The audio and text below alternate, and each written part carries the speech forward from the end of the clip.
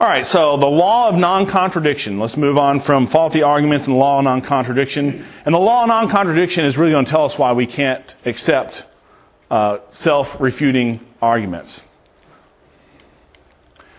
So the law of non-contradiction, true for you, but not for me. Anyone heard this when you've talking with someone? Yeah, you've heard it. Well, that could be true for you, but it's not true for me. Can this statement be true? True for you, but not for me. No, there's... Can two opposing views, things that are mutually exclusive, can they both be true? So in order to answer these questions, we need to first gather some definitions. Reality, the definition of reality, that which exists independent of and external to our minds. That which exists independent of and external to our minds. So that's what reality is. Some people are not in touch with reality, but that's okay because it's independent of them, right? So reality, that which exists independent of and external to our minds. And did I go too fast? Is there more than one reality? Is there more than one reality? No, there's just one. It's there independent of what you and I think. So what our goal is to make sure that we think in agreement with what reality is, right? We want to be in line with what really is independent of ourselves.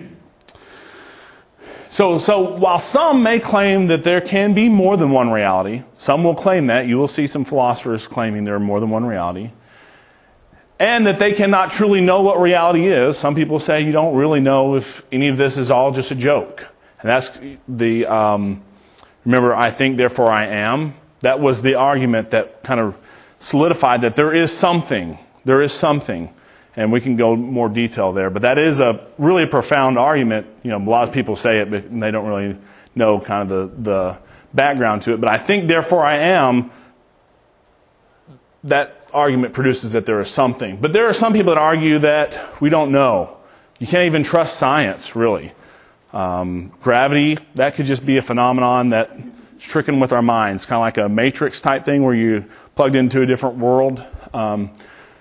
So while some people claim that, everyone lives, even those people, they live like they can know what reality is and that there is only one. And the kind of classic example is the Big Mac truck. You know, no one's going to chance stepping in front of one of those going down the road because they know what reality is. And they trust there's only one. There's not going to be one where they get smashed to smithereens and one where they walk, go right through the truck. There is one reality. So the law of non-contradiction states two contradictory statements cannot both be true at the same time. Two contradictory statements cannot both be true at the same time. So an example, Jack is sleeping, Jack is awake. Those statements can't be true at the same time. They can be true at different times because they're not competing that way, but they can't be both true at the same time. So those would be two contradictory statements.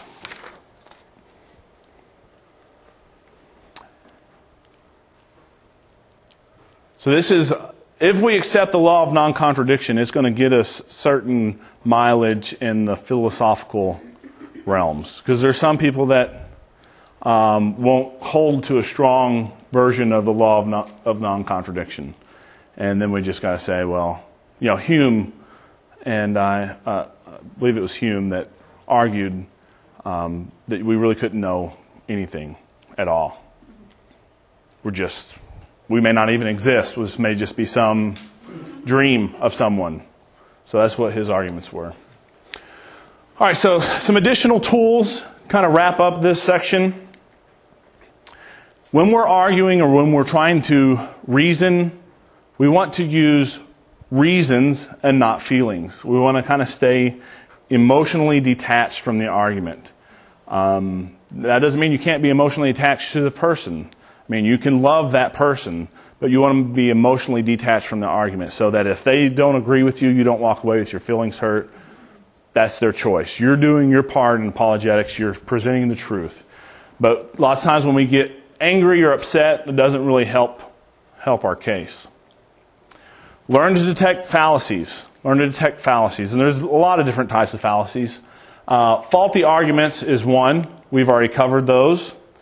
Vacuous statements. Vacuous statements is another type of fallacy. And we're not going to go into great detail, but in philosophy and in logic, you have statements. You can have a statement that says, if something, typically called P, if P, then Q. Well, if that first statement is, if P is false, then you can put anything in for Q. And so here, I know that may be abstract and hard for you to understand. So here is an example of a vacuous statement. If the earth is flat, then I'm Superman. Well, the earth's not flat, so it doesn't really matter what I put in there. So this is a true statement. If the earth is flat, then I'm Superman. That's true, because the earth's not flat. So does that make sense? So what we want to do is we want to make sure that we're not buying. The problem is here, you might buy that I'm Superman in this, even though that this statement's not necessarily saying that I am Superman. So I know we're kind of digging into deeper portions of philosophy here, but faulty presuppositions is kind of a cousin to a vacuous statement, but it's where what you presuppose is false. And Diane kind of, her story kind of goes along with this, but it says, since humans evolved from lower animals, we can study animal behavior to explain human behavior. Okay? That's faulty because the presupposition is wrong. If the presupposition were true, then we could buy into what the rest of that argument says. But since the presupposition, humans evolved from lower animals, is false, we don't have to take the rest of the argument. Okay? All right. I feel like I'm losing some people here, so ask questions if you don't understand. Educated guesses presented as facts. Educated guesses presented as facts. Here's our example. The dinosaurs died out 65 million years ago as a result of an asteroid hitting the Earth. This is an educated guess, actually. It's not fact. So dinosaurs did die out some time ago, but the timing and cause given in the statement above are only evaluations that may and probably are mistaken. All right, and look for the burden of proof. Some other tools. Look for the burden of proof. What we mean by this is, are you 100% positive your food at a restaurant is not poisoned? No, you're not. None of us have our little alchemy kits or anything. Just a second, checking it.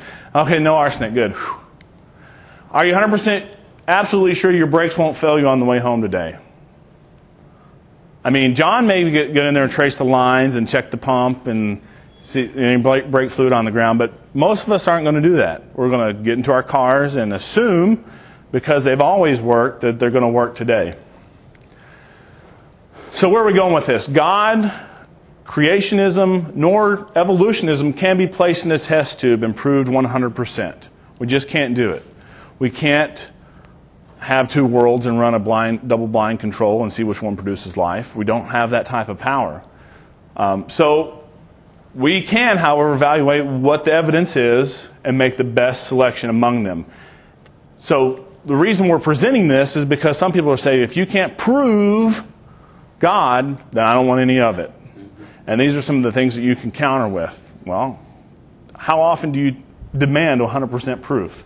And it's actually very little. Very, very seldom do we demand 100% proof.